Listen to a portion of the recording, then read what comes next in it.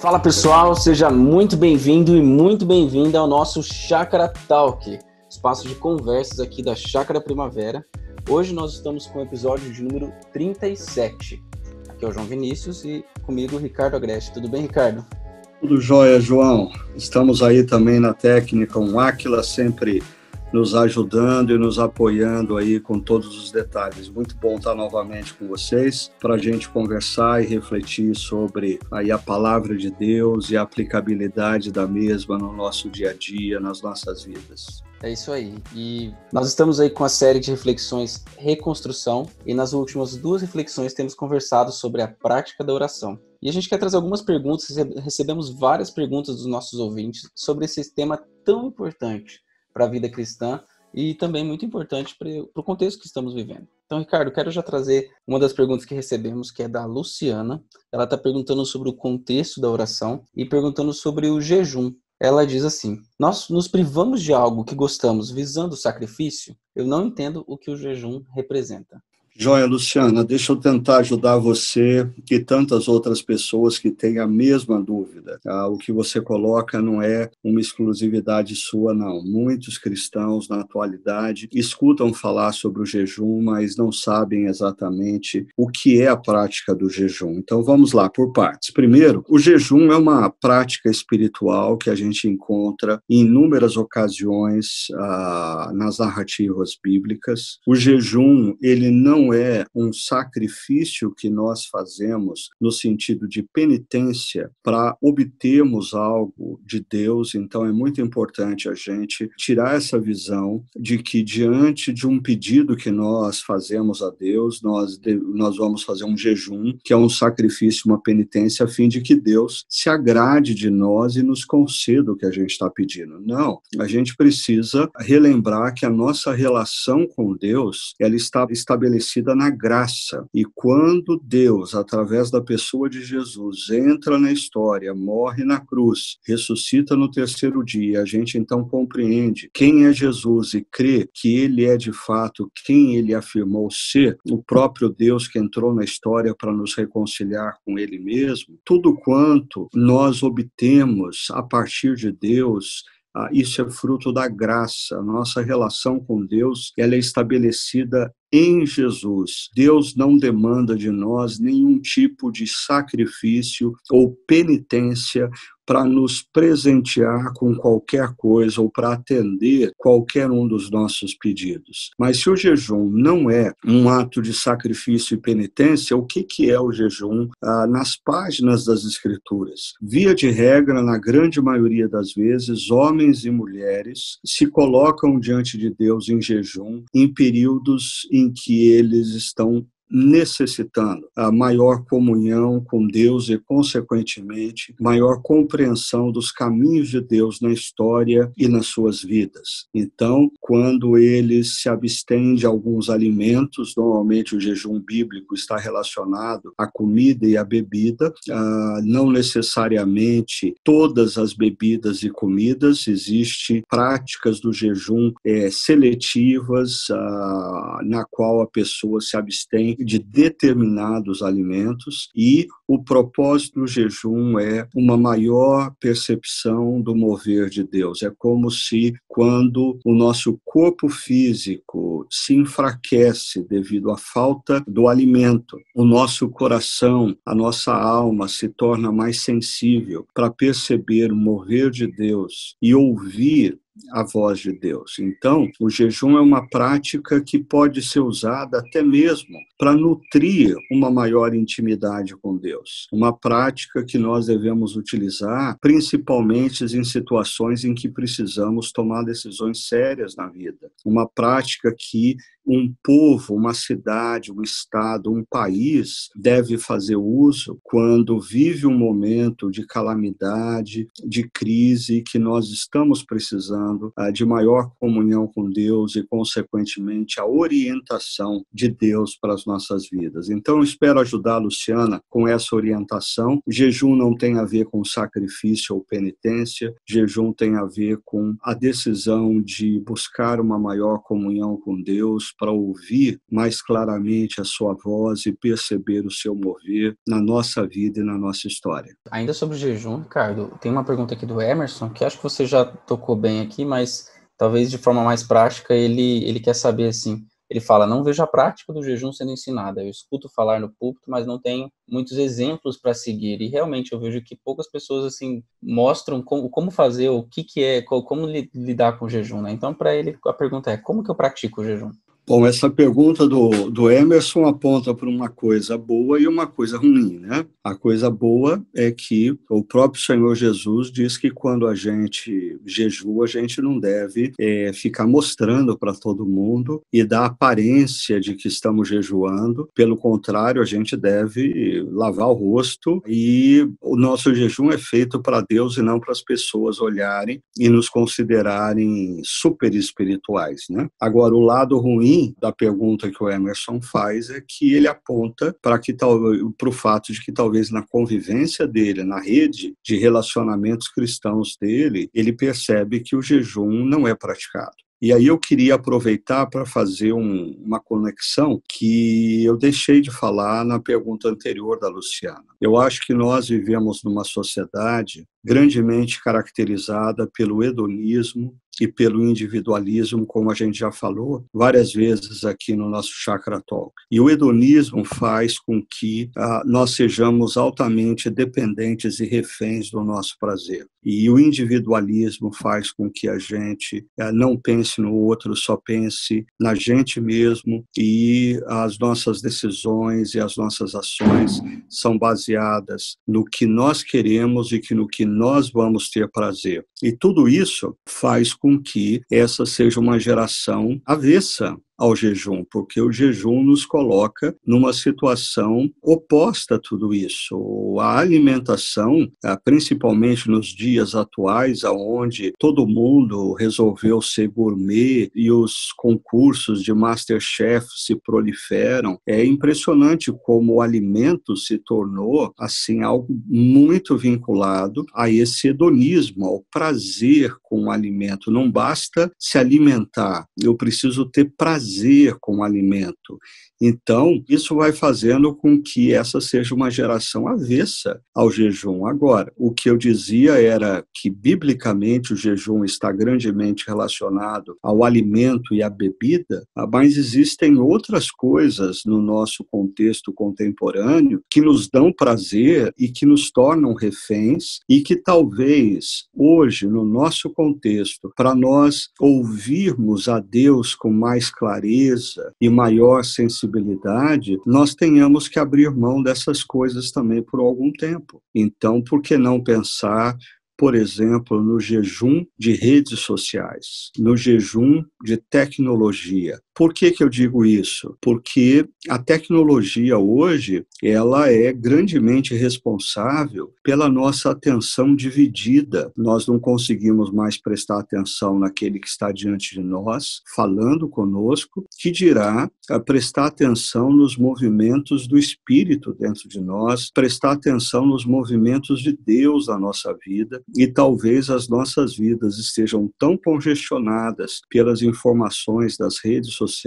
pela ansiedade gerada, pela quantidade de mensagens que emergem nas redes sociais, que a gente tenha que experimentar para ouvir a voz de Deus e perceber o mover do Espírito, até mesmo um jejum que transcende a questão do alimento, mas um jejum que envolve redes sociais. Alguns dias sem redes sociais, alguns dias sem tecnologia, né? Então, o Emerson diz que ele escuta acerca do jejum, mas não vê pessoas praticando o jejum. E eu volto a repetir, talvez porque aquelas pessoas do círculo de amizade do Emerson que estão praticando o jejum estão fazendo da maneira correta. Elas não estão fazendo alarde algum acerca disso, e é isso que Jesus diz que a gente deve fazer. Por outro lado, é preocupante, talvez, A rede de relacionamento do Emerson, assim como as nossas redes de relacionamento, se tornaram formadas por pessoas tão hedonistas, tão vinculadas ao prazer, tão dependentes do alimento que dá prazer, da tecnologia que dá satisfação, que nós não conseguimos mais nem sequer perceber um ente querido que está ao nosso redor e ele não está bem, que dirá perceber o sussurro do Espírito Santo nos nossos corações ou o mover de Deus nas nossas histórias. Precisamos pensar na necessidade de períodos de jejum que transcenda a própria questão da alimentação.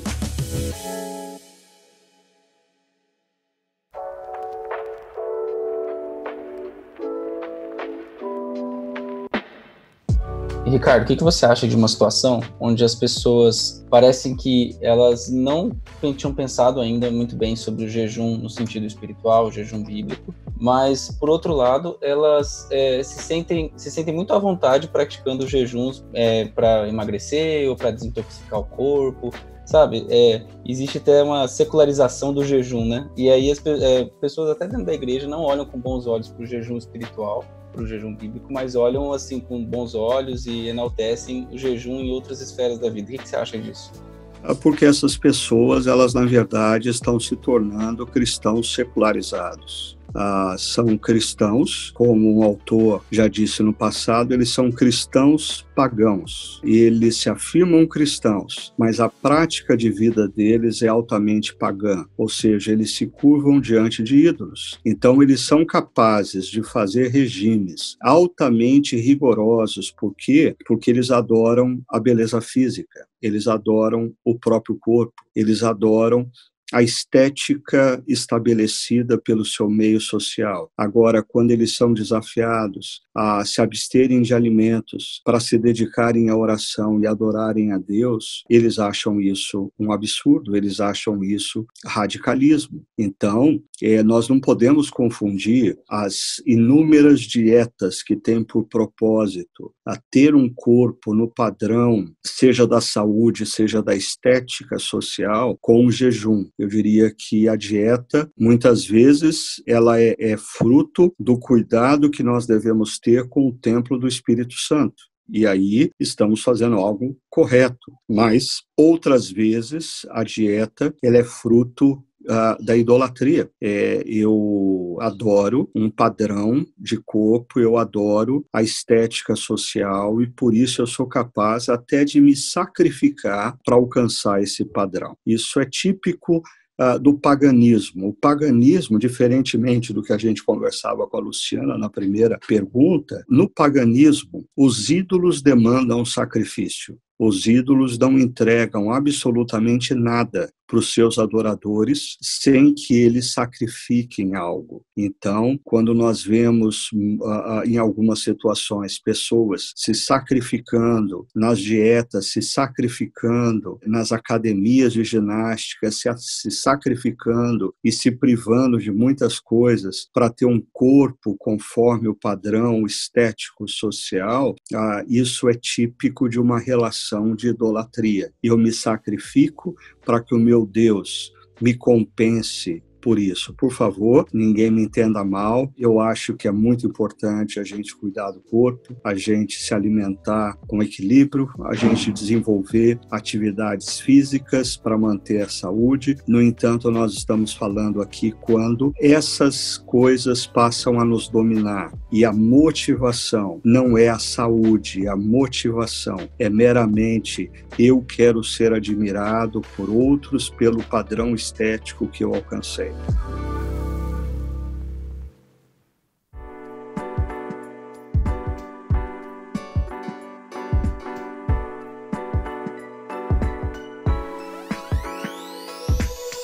Ainda continuando nessa linha da cultura e dessa cultura hedonista, do individualismo, o Daniel tem uma pergunta agora sobre oração, propriamente dita, e ele diz assim: como incentivar uma liturgia da oração em uma cultura consumista e imediatista, tanto no contexto do culto público, quanto no ambiente pessoal e no ambiente familiar? Excelente pergunta, Daniel, porque de fato você tocou num ponto sério. A nossa cultura consumista, onde eu me vejo como um cliente, e imediatista, onde eu quero as coisas aqui e agora, o mais rapidamente possível, tem tornado a nossa espiritualidade rasa. Tem tornado a nossa espiritualidade completamente desprovida de experiências mais profundas com o nosso Deus, Criador e Redentor. Eu me lembro de uma imagem que, se não me engano, foi me colocada pelo Eugene Peterson, aonde ele fala sobre oração. E ele descreve duas pessoas sentadas na mesa de um bar, batendo um papo muito agradável, e vez ou outra o garçom se aproxima e um deles pede mais alguma bebida ou mais algum aperitivo, e eles continuam conversando sobre a vida, repartindo experiências, sentimentos, e de vez em quando o garçom é chamado e mais uma bebida é pedida, ou mais um aperitivo é servido, e os dois voltam a conversar, ora dando risada, ora chorando juntos, e o Eugene Peterson diz, isso é oração. E aí ele complementa dizendo, o problema, a nossa disfuncionalidade nos tempos atuais é que as duas pessoas sentadas na mesa, somos nós com o nosso próprio ego, com a nossa própria individualidade. Nós fazemos da oração um momento de ouvir a nossa própria alma, os nossos anseios, os nossos desejos. E nós transformamos Deus no garçom. Nós o chamamos pontualmente para que ele satisfaça os desejos da nossa própria alma, os desejos da nossa própria individualidade deformada e distorcida. E aí Eugene Peterson vai dizer, a oração deveria ser exatamente essa visão, mas eu sentado de um lado da mesa, Deus sentado do outro, e juntos construindo relacionamento.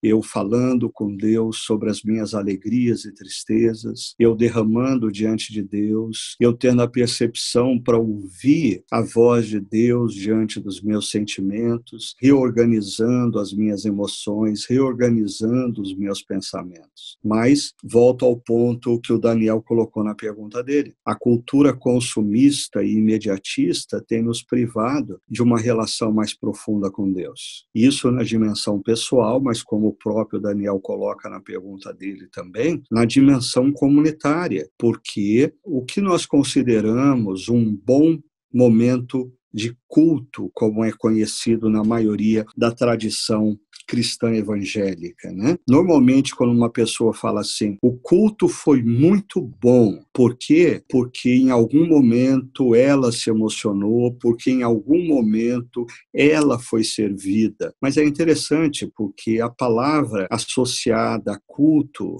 nas escrituras sagradas, no grego liturgel, que é de onde vem liturgia, é traduzido também como serviço. Então, o momento de culto é um momento não em que nós nos reunimos para sermos servidos por Deus, mas é um momento em que nós nos reunimos para servir a Deus, para adorar a Deus, para exaltar a Deus, para orar e buscar a presença de Deus, para ouvir a voz dele através da palavra. Então, a nossa motivação hoje, quando nós vamos num culto, é sermos abençoados, quando a nossa motivação deveria ser o exercício da adoração e do serviço ao nosso Deus, Criador dos céus e da terra e o nosso Redentor. Quantas pessoas, antes de irem a uma igreja para adorar a Deus, param e pensam se naquele domingo elas estão precisando disso. Então, se houver alguma outra atividade mais animada, se tiver uma festa de família, se tiver um churrasco com os amigos, isso mesmo entre cristãos, nós abrimos mão do momento da liturgia,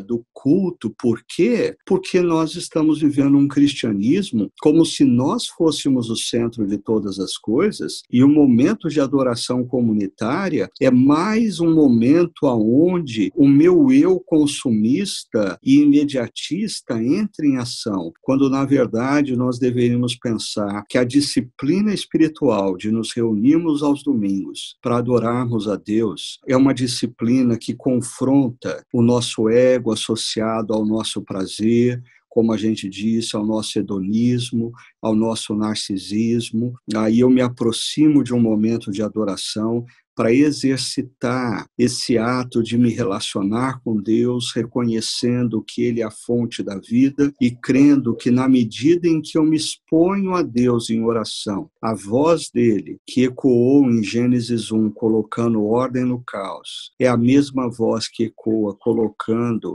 ordem no caos interior da minha vida e talvez me libertando um pouco mais desse ser consumista que me escraviza, desse ser imediatista que me faz refém e me tornando mais e mais parecido com Jesus. Nossa, Ricardo, muito bom. E tem uma pergunta aqui do Emerson que eu acho que também se encaixa aqui. Ele diz o seguinte: sempre ouvi muitos pregadores falarem algo próximo à oração move o coração de Deus. Aqui até eu faço um parênteses, você comentou sobre isso na última reflexão, né? Mas o Emerson diz assim: só que observando alguns personagens da Bíblia, ou mesmo povos, como os de Nínive, quando eles clamaram, Deus mudou o plano. Ou eu estou enganado? Bem, o que o Emerson está pontuando, principalmente o caso de Nínive, eu acho que faz parte de um outro conceito que, inclusive, é citado por Neemias na sua oração, quando ele relembra que Deus havia dito acerca da disciplina. Se o povo se afastar, ele iria disciplinar. Mas ele também se lembra da restauração. Se o povo voltar, se o povo se arrepender, se o povo clamar, Deus vai trazer aquele povo de volta. Então parece que existe uma máxima nas escrituras sagradas, que é sempre onde existe arrependimento sincero e clamor por misericórdia, o nosso Deus não deixa de atender as pessoas que se arrependem e clamam. Talvez o grande escândalo do profeta Jonas foi que ele concebia, na visão etnocêntrica dele, que essa misericórdia de Deus era exclusividade do povo de Israel. E quando ele vê o povo de Nínive se arrependendo e clamando por misericórdia e sendo poupado, Jonas se revolta, porque ele queria sobre o povo de Nínive justiça, ele não queria misericórdia. Agora, isso é muito comum no nosso dia a dia, como nós às vezes olhamos para aqueles que não pensam como nós, aqueles com quem a gente não concorda, aqueles que nos fizeram mal, qualquer coisa parecida, e existe no nosso coração um sentimento de eu quero justiça. Só que quando nós temos esse sentimento, nós estamos nos esquecendo de quem nós também somos, de que nós temos erros, de que nós também cometemos equívocos, pecados, e se Deus agir com justiça, isso não apenas extermina os nossos inimigos como a nós mesmos. Então, a misericórdia de Deus é a razão pela qual nós todos não somos consumidos. Então, esclarecido essa questão que envolve Nínive, deixa eu ir para um outro ponto que eu acho que é a preocupação do Emerson, que diz respeito a oração move o coração de Deus ou a oração move o nosso próprio coração. Eu diria, Emerson, as duas coisas. Existem momentos em que Deus, como Pai, quer que nós nos aproximemos dele e ele tem prazer em responder às nossas orações com carinho, com cuidado. Jesus disse que pai, que o filho pedindo pão, vai dar uma pedra. Eu sou pai, e eu sou pai duas vezes porque eu sou avô. E não existe prazer maior e quando o meu neto ou um dos meus filhos se aproxima dizendo, pai, eu estou precisando disso, você poderia me ajudar? E eu me sinto muito bem podendo ajudá-los e alegrar o coração deles. Eu acho que Deus, o nosso Pai Celeste, funciona da mesma forma. Ele tem prazer no nosso prazer, ele tem alegria na nossa alegria. No entanto, às vezes, quando nós nos aproximamos de Deus e pedimos uma coisa, nem sempre nós estamos pedindo algo que é efetivamente bom. E o nosso Pai Celeste, sendo Ele sábio, ele não vai nos atender, e aí entra o que eu enfatizei na oração de Neemias, é que me parece que enquanto Neemias ora por 4 meses, gradativamente, Deus vai formatando o coração e a mente de Neemias na direção dos propósitos dele, propósitos que são bons, perfeitos e agradáveis. Então, a oração move o coração de Deus. Eu diria, sim, Jesus disse para a gente pedir e nós vamos receber, bater e nós vamos ter a porta aberta. Deus atende às nossas orações, mas a oração move o nosso coração também? Sim, a oração. Muitas vezes nós nos aproximamos de Deus querendo mover o coração dele, e se nós perseveramos em oração ao longo do tempo, nós somos surpreendidos como ele move o nosso coração na direção da sua vontade, que é boa, perfeita e agradável. Então, a regra básica é a perseverança em oração, a prática da oração. Não abrirmos mão dessa relação pessoal com Deus, de fazermos da oração não um balcão de prestação de serviços espirituais, mas um espaço no qual nós desenvolvemos uma relação com Deus. E essa relação tem o poder de nos transformar.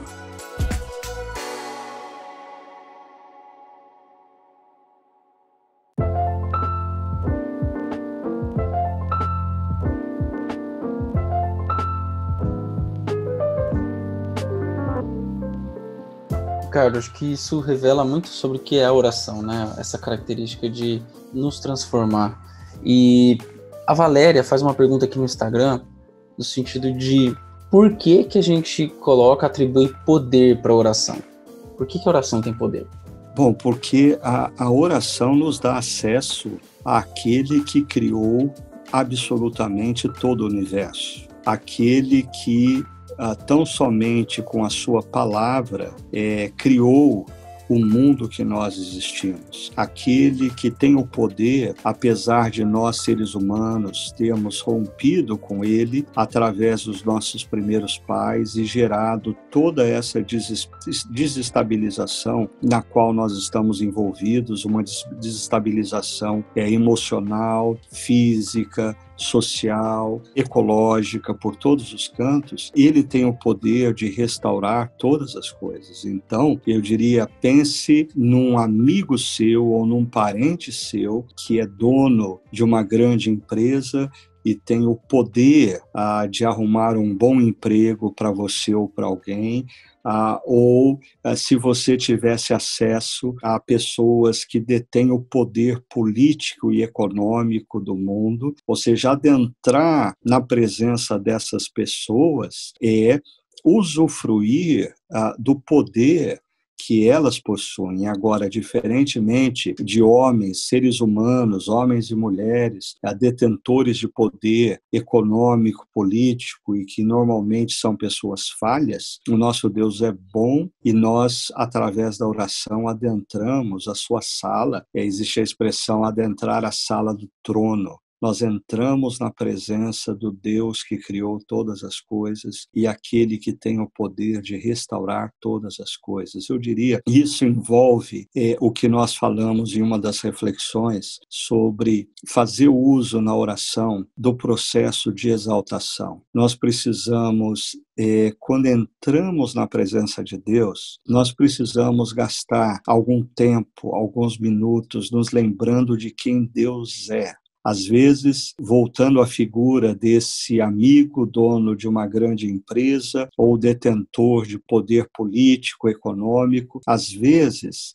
Na medida que a gente se relaciona com essas pessoas, a gente perde a reverência e a gente se esquece de que nós estamos diante de alguém que é efetivamente muito mais importante do que nós. E a gente passa a lidar com aquela situação como ela se fosse ordinária. O mesmo acontece com a oração. Nós corremos o risco quando nós não lembramos a nossa mente, o nosso coração de quem Deus é, de nós adentrarmos na oração, nos esquecendo de quão pequeno nós somos e quão grande Deus é, quão incapazes nós somos e quão poderoso Deus é. Então, nesse sentido, quando nós gastamos tempo no nosso momento de oração, exaltando o nosso Deus, Criador dos céus e da terra, o nosso Deus Todo-Poderoso, o nosso Deus que está acima de tudo e de todos os reinos, de todos os reis, o nosso Deus que tem o poder de restaurar todas as coisas e que, conforme Apocalipse, vai fazer absolutamente tudo novo. Eu diria, quando nós gastamos tempo exaltando Deus, nós também ganhamos consciência de que estamos diante de alguém que detém poder. Por isso, não é talvez a oração que tenha poder, mas a oração é o caminho que nos leva àquele que tem todo o poder. Aqui eu queria trazer um comentário que a Ignis, nossa ouvinte, ela agradece pelo último encontro e ela lembra de um livro do Gerson Borges chamado Quero Aprender a Orar. E eu lembrei até da música que ele tem com o mesmo nome. E nessa música ele diz algo assim: quero aprender a orar sem pressa em meio à pressa dos homens, ir ao contrário da corrente louca, querer mais da presença de Deus. E ele me cure das dores que às vezes sinto doer na cabeça, corpo, na carne do meu coração. E aí eu fiquei pensando aqui que algo que eu ouço, principalmente de pessoas que começaram a sua caminhada com Deus há pouco tempo, é que elas não sabem orar. E o que você responderia a essas pessoas? E o que você acha que nós temos que aprender sobre oração?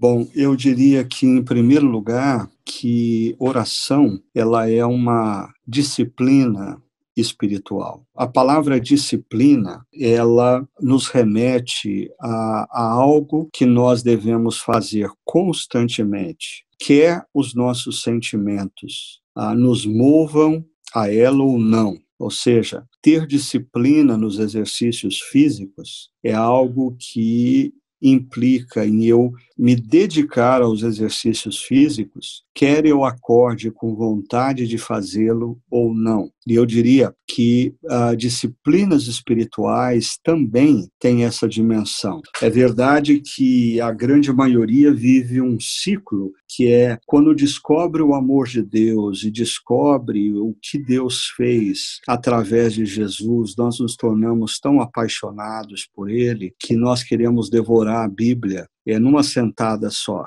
E a gente vive um momento como talvez Jesus se expressa a uma das igrejas de Apocalipse.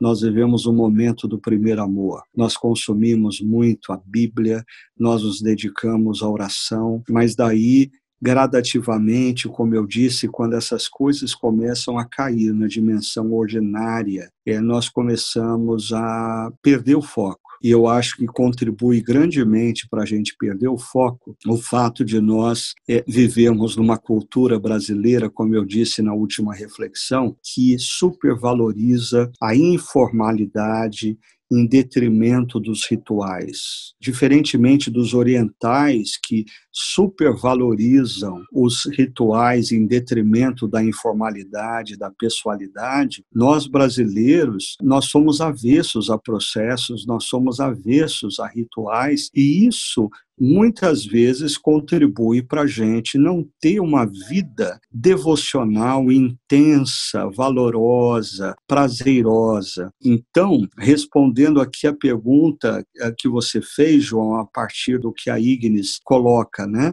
O Gerson Borges diz: eu quero aprender a orar. Bom, o primeiro passo para aprender a orar, é fazer disso uma disciplina. E eu diria, é ter dia e hora e local para esse momento de oração. Eu não estou querendo dizer que a gente não deva e não possa orar a todo tempo. A gente pode orar enquanto dirige, a gente pode orar enquanto toma banho, a gente pode orar enquanto está assistindo o telejornal e vê uma notícia triste, a gente intercede. Mas eu diria, assim como na relação de intimidade de um casal, existem muitas coisas que eles fazem juntos paralelamente a outras. Eles almoçam juntos, eles jantam juntos, eles veem uma série juntos, mas o momento, por exemplo, da sexualidade é um momento que eles precisam estar exclusivamente voltados um para o outro. Eu diria que a relação com Deus, ela precisa ter esse momento de exclusividade, aonde naquela hora,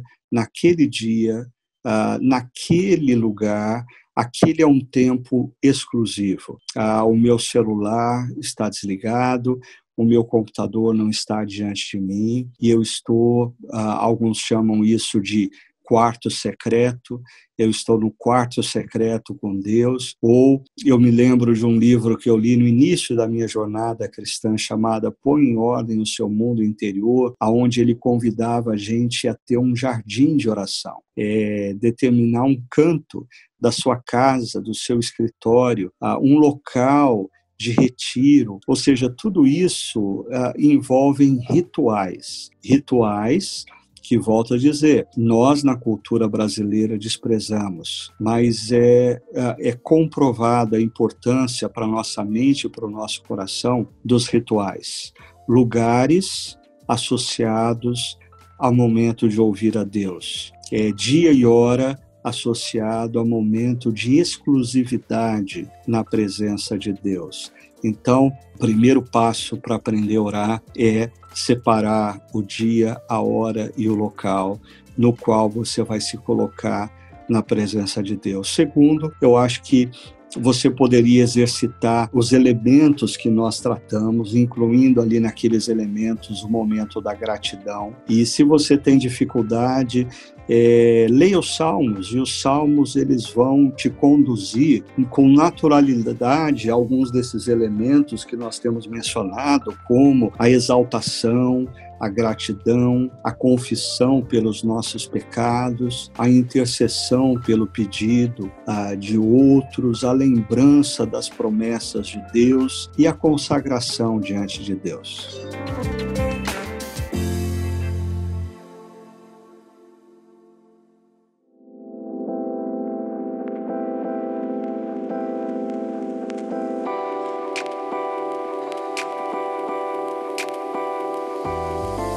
Ricardo, e uma pergunta que a gente recebeu aqui da Amanda Sabione é o seguinte: qual o limite entre se omitir de uma atitude em nome da oração e perseverar e continuar na oração? Joia, Amanda.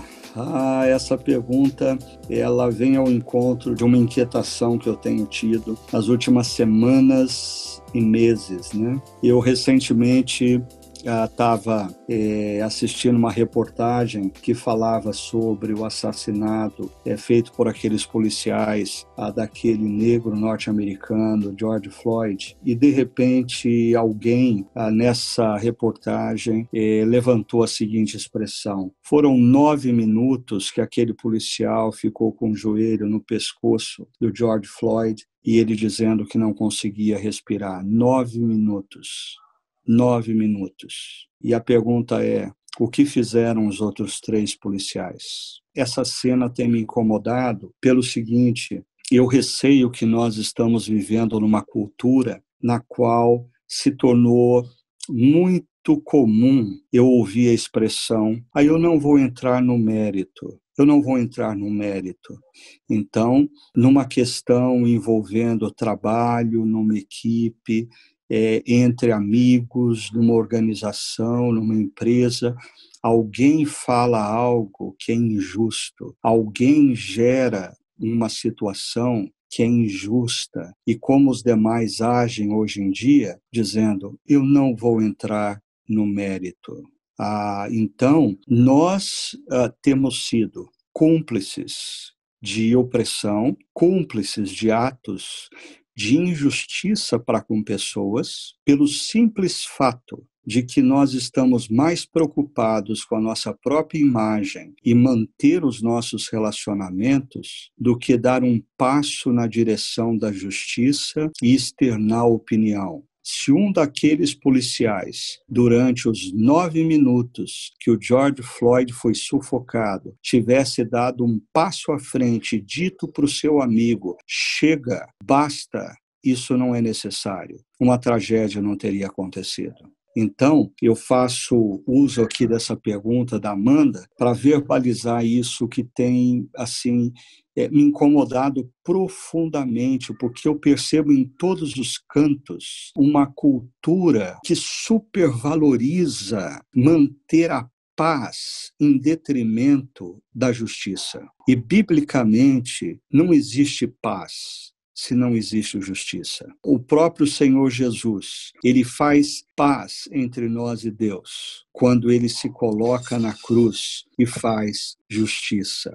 Então, nós precisamos pensar, Amanda e demais ouvintes, que essa cultura do não vou entrar no mérito é uma cultura que tem contribuído para a proliferação da injustiça. Por quê? Porque nós temos tido atitudes omissas. E aí eu volto para a pergunta da Amanda para a gente concluir.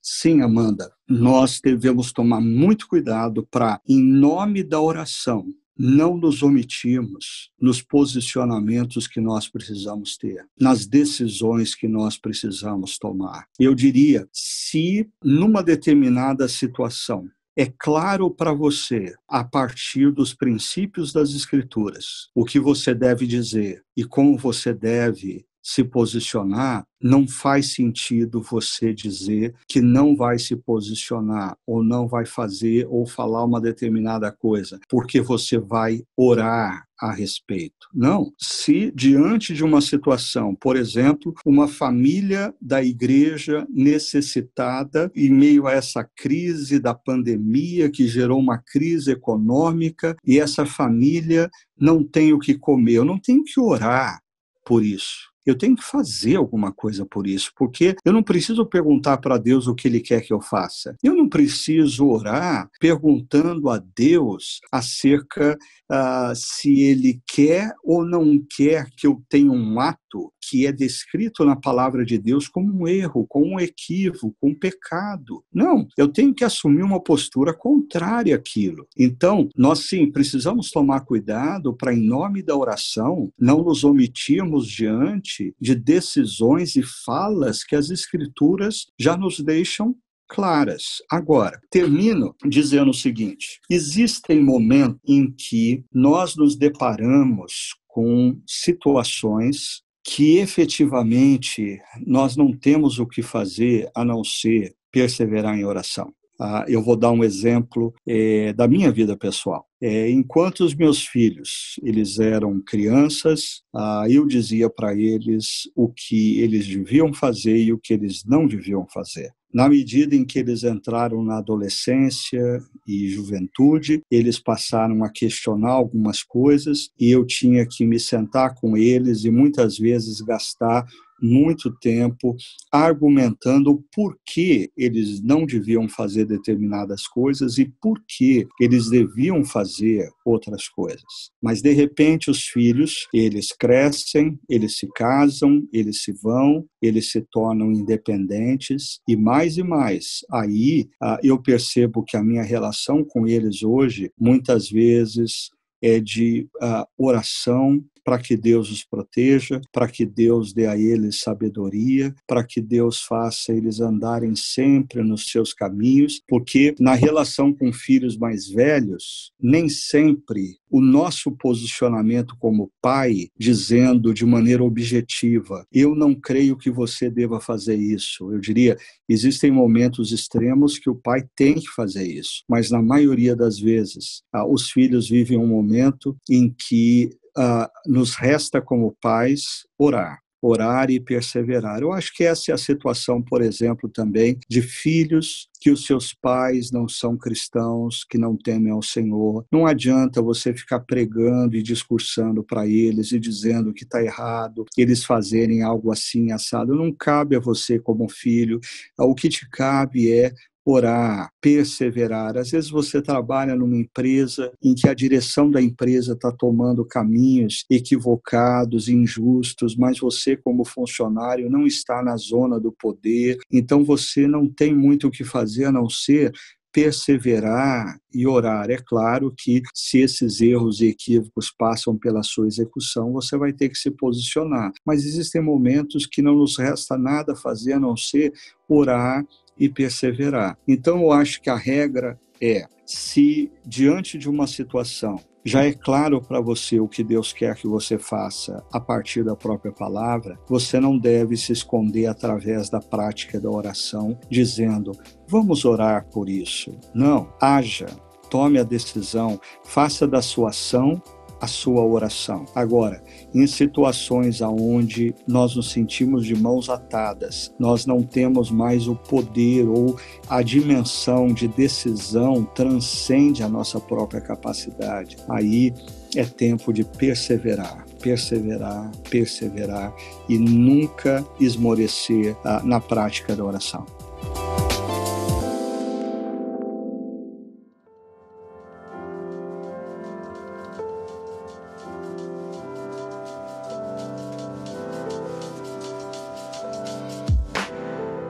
Nosso podcast hoje foi sensacional, muito bom mesmo. Queria que você contasse para a gente o que vem aí na nossa próxima reflexão, Construa Excelência.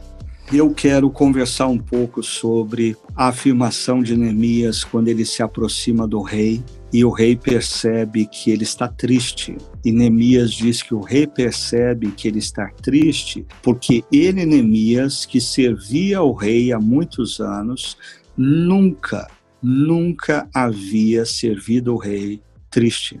Ou seja, Neemias, ele me lembra alguns outros personagens do Antigo Testamento, como José, como Daniel, pessoas que tiveram algumas questões muito similares nas suas histórias. A primeira delas é que todos eles serviram em contexto hostil. Eles não estavam cercados de pessoas que compartilhavam a mesma fé e, consequentemente, os mesmos valores e princípios. Segundo, todos eles ascenderam e ganharam influência, fruto da maneira excelente com que eles faziam o seu trabalho. Mas terceira coisa em comum entre esses três, eles usaram a influência para abençoar a geração deles, para abençoar vidas. Então, a nossa reflexão, a nossa próxima reflexão vai falar um pouco sobre isso, a importância de nós construirmos uma vida na qual a excelência seja um valor, não só na vida profissional, a maneira como uma mãe cuida de um filho, a maneira como um pai cuida de um filho, a maneira como um marido e uma esposa se tratam. A excelência nos leva a patamares de influência. Nessa posição de influência, a gente possa usar esse patamar para abençoar outras vidas, principalmente no contexto que nós estamos vivendo.